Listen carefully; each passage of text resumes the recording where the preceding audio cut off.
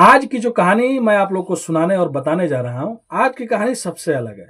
एक शख्स होता है जो अपने पत्नी का कत्ल करता है और कत्ल करने के बाद एक ऐसी जगह को चुनता है जहाँ पे एक पुराना खंडहर जैसा राइस मिल होता है, जहाँ पे कोई आने-जाने से डरता है और वहाँ पे कत्ल करने के बाद वहीं पे एक जगह में अपनी पत्नी को दफना देता है और दफनाने के बाद हमेशा उसी जगह पे अपनी गर्लफ्रेंड को भी लेके जाके मिला करता था, बातें किया करता था और तन्हाई में वहीं पे टाइम बिताता था।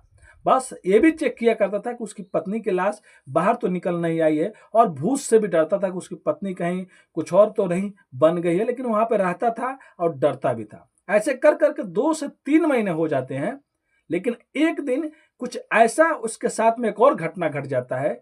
पहले तो कत्ल उसने किया रहता है और पुलिस से बचते रहता है, फिर से वो एक और कत्ल करता है और कत्ल करने के बाद इस बार उसकी चालाकी नहीं चलती है और वो जो चीज़ सोच रहा होता है कि इस खंडहर में, इस राइस मिल में कोई आएगा नहीं, वहाँ पे भी कोई जाता है और जाने के बाद जब ये सच्चाई बाहर आती है, पुलिस उसको गिरफ्तार करती है। जो भी इस कहानी को सुनते हैं सबके रोंगटे खड़े हो जाते हैं कि कोई इंसान ऐसे कैसे कर सकता है, इतना नीचे कैसे गिर सकता है। अपने बच्चों के बारे में भी उसने नहीं सोचा और अपनी पत्नी का कत्ल करने के बाद दूसरा भी कत्ल वो कर देता है, लेकिन बाद में पकड़ा जाता है, पूरी कहानी का खुलासा होता है। तो चलिए पूरी घटना को इस कहानी के माध्यम से बताने की कोशिश करेंगे और सोचने और समझने की कोशिश करेंगे घटना कहाँ की है।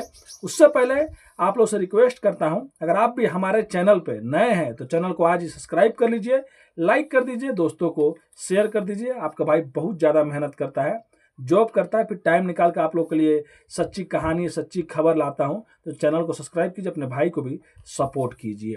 तो नमस्ते, आदाब, सत श्री अकाल। आज की जो सच्ची घटना मैं आप लोग को सुनाने और बताने जा रहा हूँ, ये घटना नवसारी एक जिला पड़ता है, वहीं की एक कहानी है। नवसारी जिला में एक हाईवे पे एक बंद राइस मिल होता है जो कई सालों से बंद रहता है, उसमें कोई आता जाता नहीं था, वो खंडहर जैसा हो गया रहता है। उसके आजू बाजू में बहुत से पेड़ पौधे बहुत से ज़्यादा हो गए रहते हैं। लेकिन एक दिन ऐसा आता है, इसी महीने की बात है, नवंबर की, कुछ लगभग आप लोग 1 हफ्ता 5 दिन पहले की बात है, जब एक शख्स वहीं से गुजर रहा होता है। तभी वो उस बिल्डिंग के पास जाता है और जाने के बाद अंदर क्या देखता है कि एक लाश पड़ी हुई है एक लड़की का। आधे कपड़े हैं, आधे कपड़े नहीं है। तुरंत वो डर जाता है, चीखते चिल्लाते हुए बाहर निकलता है और बाहर निकलने के बाद तुरंत पुलिस को फ़ोन करता है। पुलिस मौके पे पहुंचती है। अब पुलिस मौके पे पुलिस पहुंचती है, पहुंचने के बाद पुलिस उस लाश को कब्जे में लेती है और लेने के बाद हॉस्पिटल भेज देती है। अब इसके बाद पुलिस अब जांच करने लगती है कि ये लड़की है कौन, लेकिन उसका चेहरा अभी साफ साफ दिख रहा होता है, लड़की का फोटो भी खींचा जाता है और जितने भी पुलिस स्टेशन होता है उस एरिया में, उस जिले से आजू बाजू में, सब में भेजा जाता है क्या क्या कहीं पे कोई मिसिंग का केस है या कुछ ऐसा वैसा है तो बताए भाई। लड़की का चेहरा भी नजर आ रहा है।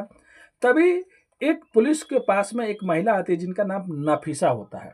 नफीसा आने के बाद कहती है कि ये जो फोटो आप लोग दिखा रहे हैं, चाहे जो चीज़ दिख रहा है, ये किसी और का नहीं, मेरी बहन का है जिसका नाम सुहाना शेख रहता है और वो मेरी बहन 2-2.5 महीनों से आज गायब है और मिल नहीं रही है और कहाँ चली गई कुछ भी पता नहीं चल रहा है। अब पुलिस नफीसा जो महिला रहती है उसके बारे में पूरी अच्छे से पूछताछ करती है। जो सुहाना मतलब ये बता रहे होते हैं कि उसकी बहन का है। तब पुलिस पूछती है कि ये बताओ किससे शादी हुआ था और तुम्हारी बहन कहाँ पे रहा करती थी। तब वो कहते हैं कि मेरी बहन का शादी नासिर पठान से हुआ था 7 साल पहले और 1 साल पहले इन दोनों में झगड़ा होने लगा था। उसके बाद मेरी बहन मेरे साथ में रहती थी और 1 साल 4 साल का बच्चा है जो उसके दादी के पास रहा करता था और बीच बीच में नासिर पठान आया भी करता था। और 2-3 महीने हो गए, 2.5 महीने, मेरी बहन नहीं आ रही है, कहाँ गई कहाँ नहीं गई। मुझे लगता है कि ये मेरी मेरी ही बहन है और इसके साथ में आप लोग देख सकते हैं इसका मर्डर हुआ है। अब दोबारा जो FIR होता है वो कत्ल का होता है। अब पुलिस नासिर पठान के में जुट जाती है, नासिर पठान कहाँ है कहाँ नहीं है। लेकिन अगले दिन नासिर पठान पुलिस के हत्थे चढ़ जाता है। हत्थे चढ़ने के बाद पुलिस नासिर पठान को उठाती है और उठाने के बाद मौके वारदात पे लेके जाती है जहाँ पे राइस मिल होता है और लेके जाने के बाद वो फोटो दिखाती है जो सुहाना शेख का और कहती है कि ये बताओ तुमने इसका मर्डर करके यहीं पे फेंका था ना। उसके बाद नासिर पठान जो कहानी सुनाता है पुलिस भी अचंभव में पड़ जाती है।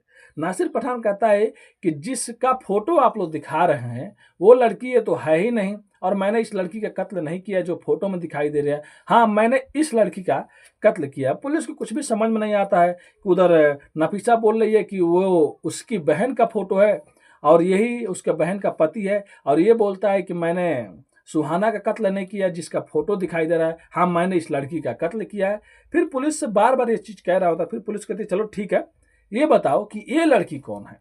तब वो कहता है कि ये लड़की का नाम रिया है, और 1 साल से ये मेरी दोस्त थी, और एक दिन हम लोगों यहाँ पे आए थे, और आने के बाद ये मेरे से झगड़ा करने लगी, हम लोग में झगड़ा होने लगा। 29 अक्टूबर की बात है 2025 की।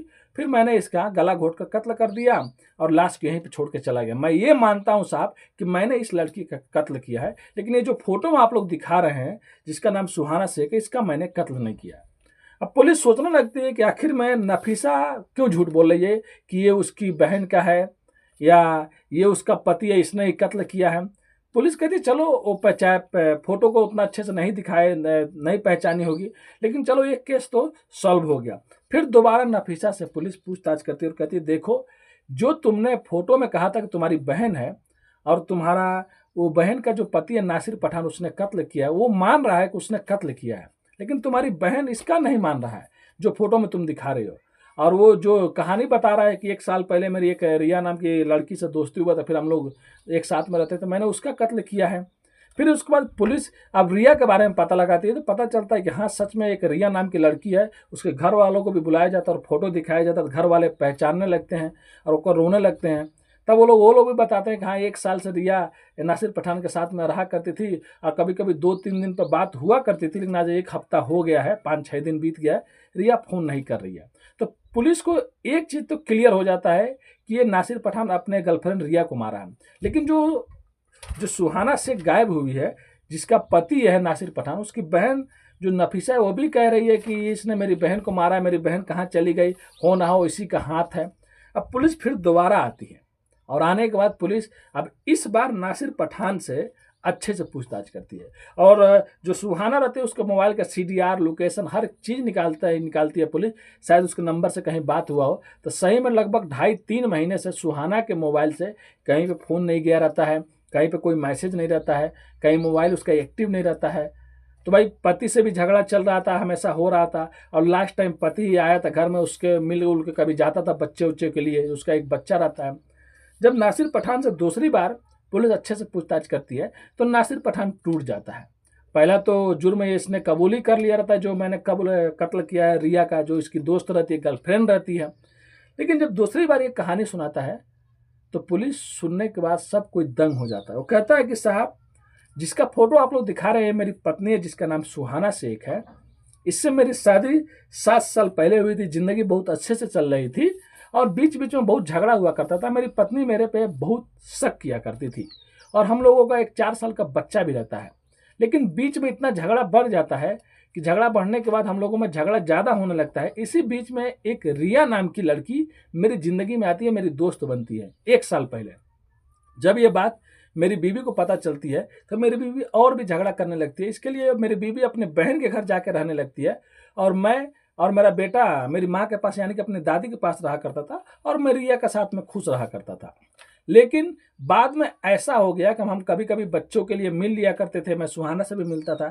एक बार मैं सुहाना को समझाने के लिए बाहर लेकर आया, और इसी राइस मिल में रुका हुआ था और सुहाना से बात कर रहा था, लेकिन वो फिर भी झगड़ा कर रही थी। उसके बाद मेरे को गुस्सा आता है, और गुस्सा आने के बाद मैं सुहाना का गला घोट कर उसका कत्ल कर देता हूं, और उसे मिल के एक दूसरे साइड में, मतलब उसी एरिया में जाता है जहां पे एक छोटा सा घर जैसा बना रहता है, जो घर ढह गया रहता है, वहीं पे जमीन को खोदता है और अपनी पत्नी सुहाना के लाश को वहीं पे दफना देता है, और दफनाने के बाद वहां से ये चला जाता है। यानी कि ये 3 महीना पहले ऐसा हुआ रहता है।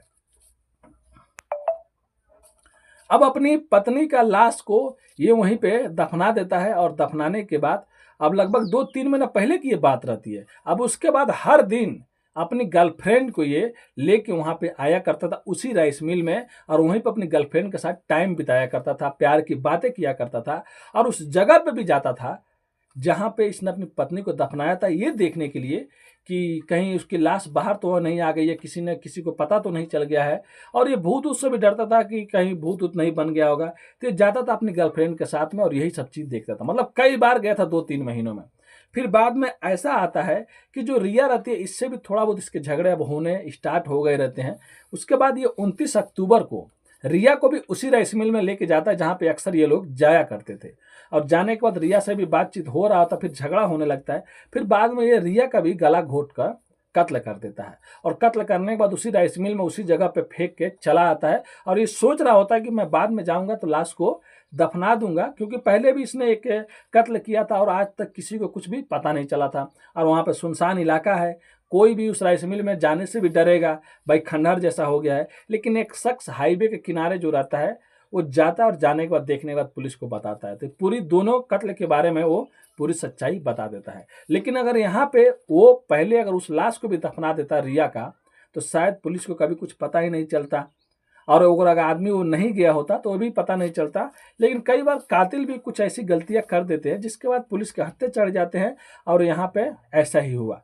कातिल को दिखाने गया था कि उसकी पत्नी का ये लाश अगर वो मान लिया होता तो बाद में शायद पुलिस दूसरे साइड में जाके पूछताछ करती, फिर रिया के भी घर वाले जाके मिसिंग का केस लिखवाते, और इधर ये केस बंद हो गया रहता। लेकिन कातिल खुद अपना जुर्म पहला कबूल करता और दूसरा का छुपाता है, फिर बाद में कातिल का भेद खुल जाता और पकड़ा जाता। तो सोच सकते हैं उसको अपने बेटे के बारे में भी थोड़ा भी नहीं सोचा समझा कि 4 साल का बेटा है, थोड़ा बहुत झगड़ा हो रहा था, कत्ल करने की क्या जरूरत थी। लेकिन आरोपी चाहे लाख साजिश कर ले, चालाकी कर ले, पुलिस से कोई भी नहीं बच सकता, और ऊपर वाले से तो और भी नहीं कोई बच सकता। तो ये थी कहानी सुनाने का उद्देश्य दोस्तों किसी का भी दिल दुखाना नहीं है, बस आप लोग को जागरूक और सचेत करना है। कहीं भी रहे, सेफ रहें, स्वस्थ रहें। अगर आपको भी कोई जुर्म कहीं कुछ गलत लगता है तो पुलिस को जरूर इत्तला दें। और गलत काम करने से पहले एक बार नहीं 1 लाख बार सोचें, क्योंकि गलत काम करेंगे तो आपकी भी फैमिली है और आप भी जेल में जाएंगे, जेल में सड़ेंगे। उससे अच्छा है पुलिस से मदद लीजिए और हमेशा अच्छा रहिए, किसी को नुकसान मत पहुंचाइए और अपनी ज़िंदगी में खुश रहिए। जाने से पहले आप लोग से रिक्वेस्ट करता हूँ, आपका भाई बहुत ज़्यादा मेहनत करता हूँ आज कई सालों से, तो अपने भाई को प्लीज़ सपोर्ट कीजिए, लाइक करके, कमेंट करके, दोस्तों को वीडियो शेयर करके और चैनल को सब्सक्राइब करके। मिलते हैं नेक्स्ट वीडियो में फिर से कुछ सच्ची कहानियों के साथ। अभी के लिए अलविदा लेते हैं आप लोगों से। धन्यवाद।